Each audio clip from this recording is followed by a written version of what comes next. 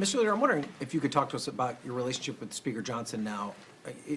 In the early part of his tenure here, you've avoided any sort of catastrophic situation with either the government not being funded or other things. You still have obviously a lot of big things that you have to get done, but it seems as though you've been able to find common ground, to find ways to at least open the door to negotiating, which may have not been the case with prior relationships with minority leaders and speakers.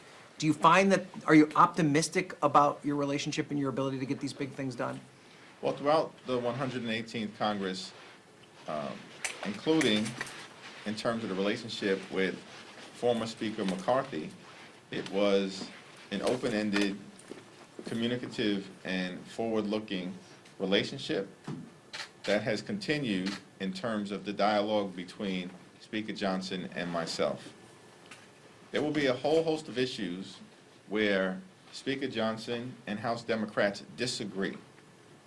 But I continue to take the position that we should be able to agree to disagree with each other without being disagreeable, and at the same time working incredibly hard to find common ground, exercise our common sense in order to achieve the common good for the greatest number of Americans possible.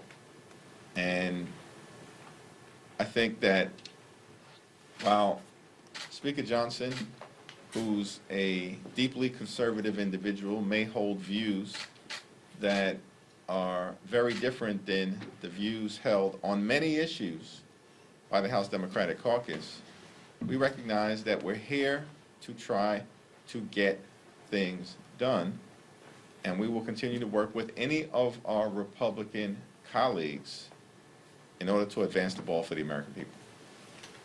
Thank you. Go to the second row. Thank you. Yeah, can you clarify whether Democrats would save Speaker Johnson from a motion to vacate if he brings Ukraine aid to the floor? The comments that I have made on this issue speak for themselves. The only comments that I have made on this issue are observations, but not a firm declaration.